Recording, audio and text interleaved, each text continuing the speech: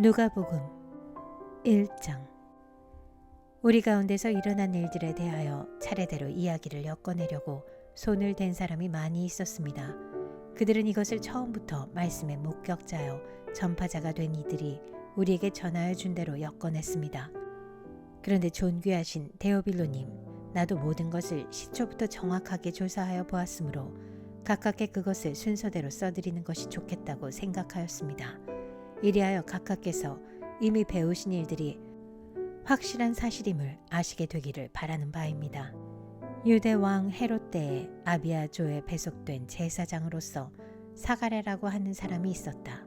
그의 아내는 아론의 자손인데 이름은 엘리사벳이다. 그 두 사람은 다 하나님 앞에서 의로운 사람이어서 주님의 모든 계명과 규율을 흠잡을 데 없이 잘 지켰다.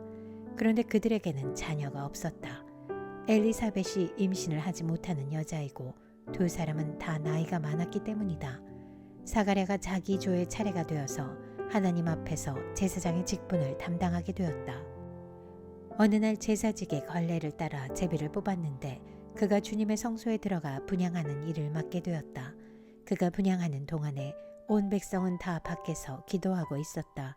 그때 주님의 천사가 사가랴에게 나타나서 분향하는 제단 오른쪽에 섰다. 그는 천사를 보고 놀라서 두려움에 사로잡혔다.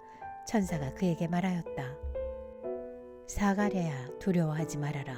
내 간구를 주님께서 들어주셨다. 내 아내 엘리사벳이 너에게 아들을 낳아줄 것이니 그 이름을 요한이라고 하여라. 그 아들은 내게 기쁨과 즐거움이 되고 많은 사람이 그의 출생을 기뻐할 것이다. 그는 주님께서 보시기에 큰 인물이 될 것이다. 그는 포도주와 독한 술을 입에 대지 않을 것이요 어머니 뱃속에 있을 때부터 성령을 충만하게 받을 것이며 이스라엘 자손 가운데서 많은 사람을 그들의 주 하나님께로 돌아오게 할 것이다. 그는 또한 엘리야의 심령과 능력을 가지고 주님보다 앞서와서 부모의 마음을 자녀에게로 돌아오게 하고 거역하는 자들을 의인의 지혜의 길로 돌아서게 해서 주님을 맞이할 준비가 된 백성을 마련할 것이다.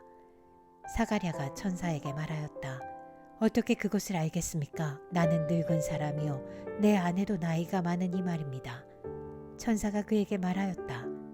나는 하나님 앞에 서 있는 가브리엘인데 나는 내게 이 기쁜 소식을 전해주려고 보내심을 받았다. 보아라, 그 때가 되면 다 이루어질 내 말을 내가 믿지 않았으므로 이 일이 이루어지는 날까지 너는 벙어리가 되어서 말을 못하게 될 것이다. 백성이 사가랴를 기다리는데 그가 성소 안에서 너무도 오래 지체함으로 이상하게 여기고 있었다. 그런데 그가 나와서도 말을 못하니까 사람들은 그가 성소 안에서 환상을 본 줄로 알았다. 사가랴는 그들에게 손짓만 할 뿐이요 그냥 말을 못하는 채로 있었다. 사가랴는 제사 당번 기간이 끝난 뒤에 집으로 돌아갔다. 그 뒤에 얼마 지나서 그의 아내 엘리사벳이 임신하고 5달 동안 숨어 살면서 이렇게 말하였다. 주님께서 나를 돌아보셔서 사람들에게 당하는 내 부끄러움을 없이 해주시던 날에 나에게 이런 일을 베풀어 주셨다. 그 뒤로 6달이 되었을 때 하나님께서 천사 가브리엘을 갈릴리 지방의 나사렛 동네로 보내시어 다윗의 가문에 속한 요셉이라는 남자와 약혼한 처녀에게 가게 하셨다. 그 처녀의 이름은 마리아였다. 천사가 안으로 들어가서 마리아에게 말하였다. 기뻐하여라, 은혜를 입은 자야. 주님께서 그대와 함께 하신다.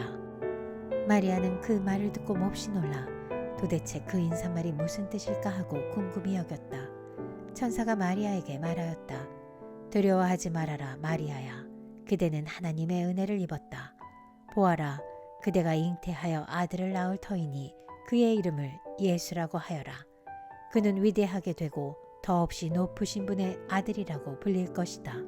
주 하나님께서 그에게 그의 조상 다윗의 왕위를 주실 것이다. 그는 영원히 야곱의 집을 다스리고 그의 나라는 무궁할 것이다. 마리아가 천사에게 말하였다.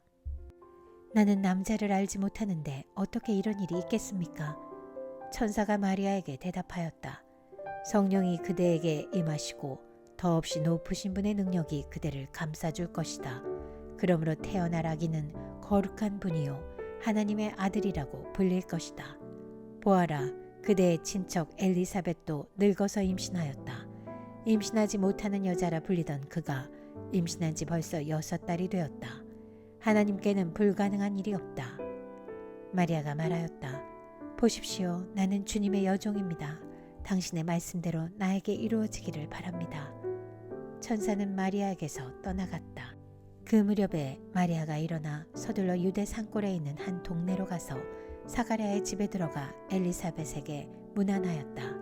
엘리사벳이 마리아의 인사말을 들었을 때 아이가 그의 뱃속에서 뛰놀았다. 엘리사벳이 성령으로 충만해서 큰 소리로 외쳐 말하였다. 그대는 여자들 가운데서 복을 받았고 그대의 태중의 아이도 복을 받았습니다. 내 주님의 어머니께서 내게 오시다니 이것이 어찌 된 일입니까? 보십시오.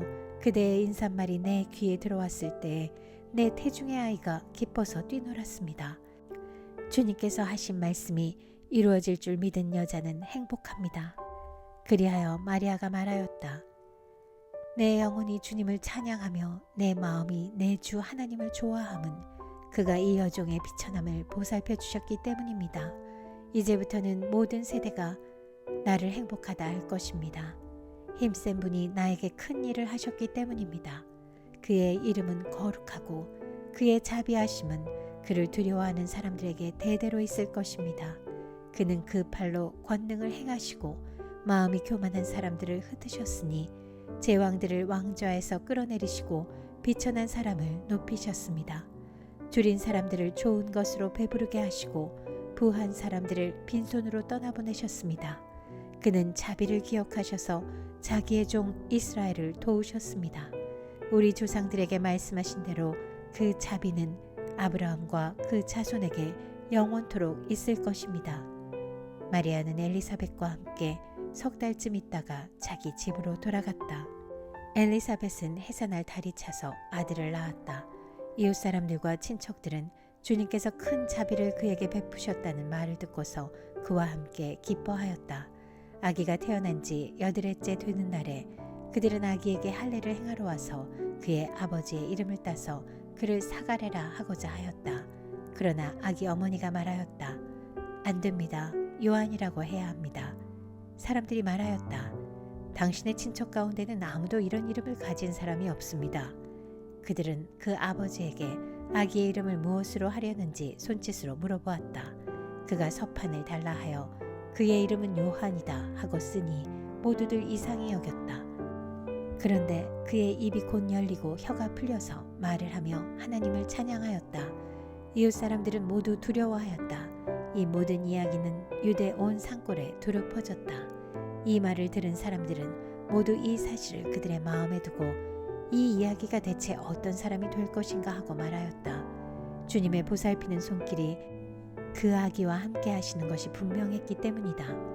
요한의 아버지 사가랴가 성령으로 충만하여 이렇게 예언하였다. 주 이스라엘의 하나님은 찬양받으실 분이시다. 그는 자기 백성을 돌보아 속량하시고 우리를 위하여 능력 있는 구원자를 자기의 종 다윗의 집에 일으키셨다. 예로부터 자기의 거룩한 예언자들의 입으로 주님께서 말씀하신 대로 우리를 원수들에게서 구원하시고 우리를 미워하는 모든 사람들의 손에서 건져내셨다. 주님께서 우리 조상에게 자비를 베푸시고 자기의 거룩한 언약을 기억하셨다. 이것은 주님께서 우리에게 주시려고 우리 조상 아브라함에게 하신 맹세이니 우리를 원수들의 손에서 건져주셔서 두려움이 없이 주님을 섬기게 하시고 우리가 평생 동안 주님 앞에서 거룩하고 의롭게 살아가게 하셨다.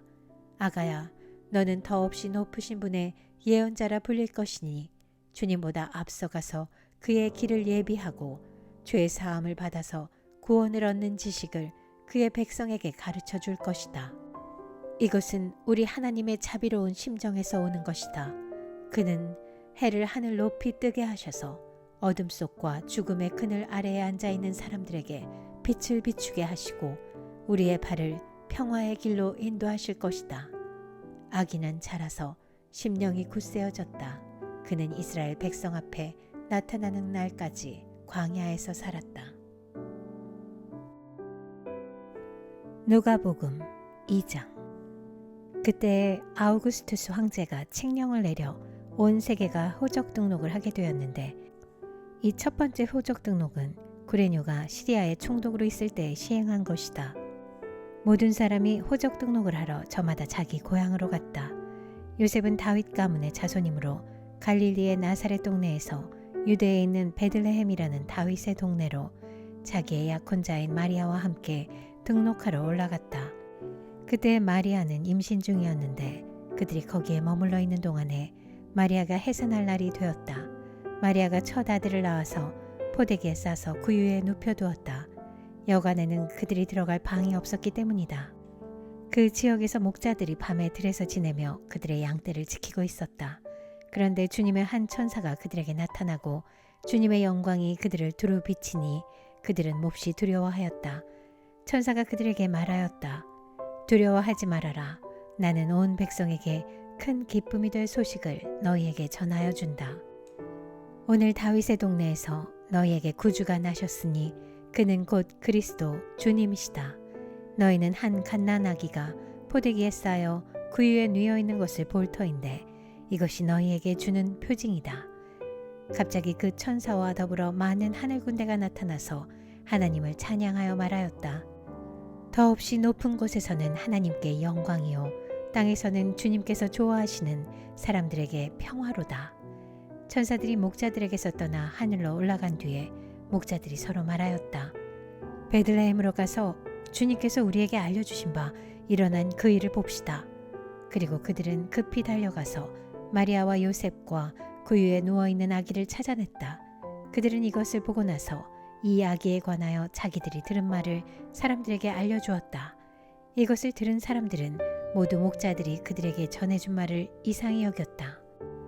마리아는 이 모든 말을 고이 간직하고 마음속에 곰곰이 되새겼다. 목자들은 자기들이 듣고 본 모든 일이 자기들에게 일러주신 그대로임을 알고 돌아가면서 하나님께 영광을 돌리며 그를 찬미하였다. 여드레가 차서 아기에게 할례를 행할 때에 그 이름을 예수라고 하였다. 그것은 아기가 수태되기 전에 천사가 일러준 이름이다.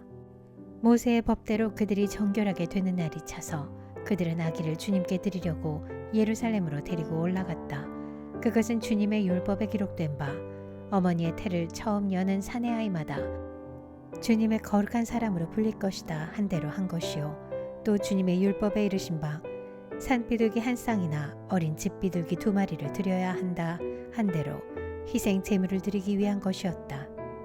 그런데 마침 예루살렘에 시므온이라는 사람이 있었는데 그 사람은 의롭고 경건한 사람이므로 이스라엘이 받을 위로를 기다리고 있었고 또 성령이 그에게 임하여 계셨다. 그는 주님께서 세우신 그리스도를 보기 전에는 죽지 아니할 것이라는 성령의 지시를 받은 사람이었다. 그가 성령의 인도로 성전에 들어갔을 때에 마침 아기의 부모가 율법이 정한 대로 행하고자 하여 아기 예수를 데리고 들어왔다. 시므온이 아기를 자기 팔로 받아서 안고 하나님을 찬양하여 말하였다. 주님, 이제 주님께서는 주님의 말씀을 따라 이 종을 세상에서 평안히 떠나가게 해주십니다. 내 눈이 주님의 구원을 보았습니다. 주님께서 이것을 모든 백성 앞에 마련하셨으니 이는 이방 사람들에게는 계시하시는 빛이요 주님의 백성 이스라엘에게는 영광입니다. 아기의 아버지와 어머니는 시므온이 아기에 대하여 하는 이 말을 듣고서 이상하게 여겼다. 시므온이 그들을 축복한 뒤에 아기의 어머니 마리아에게 말하였다. 보십시오. 이 아기는 이스라엘 가운데 많은 사람을 넘어지게도 하고 일어서게도 하려고 세우심을 받았으며 비방받는 표징이 되게 하려고 세우심을 받았습니다. 그리고 칼이 당신의 마음을 찌를 것입니다. 그리하여 많은 사람의 마음속 생각들이 드러나게 될 것입니다. 아셀 지파에 속하는 바누엘의 딸로 안나라는 예언자가 있었는데 나이가 많았다. 그는 처녀 시절을 끝내고 7해를 남편과 함께 살고 과부가 되어서 84살이 되도록 성전을 떠나지 않고 밤낮으로 금식과 기도로 하나님을 섬겨왔다.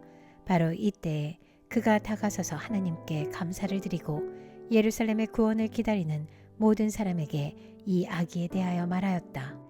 아기의 부모는 주님의 율법에 규정된 모든 일을 마친 뒤에 갈릴리의 자기네 고향 동네 나사렛에 돌아왔다. 아기는 자라면서 튼튼해지고 지혜로 가득 차게 되었고 또 하나님의 은혜가 그와 함께 하였다. 예수의 부모는 해마다 6월절에 예루살렘으로 갔다. 예수가 12살이 되는 해에도 그들은 절기 관습을 따라 6월절을 지키러 예루살렘에 올라갔다. 그런데 그들이 절기를 마치고 돌아올 때에 소년 예수는 예루살렘에 그대로 머물러 있었다. 그의 부모는 이것을 모르고 일행 가운데 있으려나 생각하고 하룻길을 갔다. 그 뒤에 비로소 그들의 친척들과 친지들 가운데서 그를 찾았으나 찾지 못하여 예루살렘으로 되돌아가서 찾아다녔다. 사흘 뒤에야 그들은 성전에서 예수를 찾아냈는데 그는 선생들 가운데 앉아서 그들의 말을 듣기도 하고 그들에게 묻기도 하고 있었다. 그의 말을 듣고 있던 사람들은 모두 그의 슬기와 대답에 경탄하였다. 그 부모는 예수를 보고 놀라서 어머니가 예수에게 말하였다. 얘야, 이게 무슨 일이냐? 내 아버지와 내가 너를 찾느라고 얼마나 애를 태웠는지 모른다. 예수가 부모에게 말하였다. 어찌하여 나를 찾으셨습니까? 내가 내 아버지의 집에 있어야 할 줄을 알지 못하셨습니까? 그러나 부모는 예수가 자기들에게 한 그 말이 무슨 뜻인지를 깨닫지 못하였다. 예수는 부모와 함께 내려가 나사렛으로 돌아가서 그들에게 순종하면서 지냈다. 예수의 어머니는 이 모든 일을 마음에 간직하였다. 예수는 지혜와 키가 자라고 하나님과 사람에게 더욱 사랑을 받았다.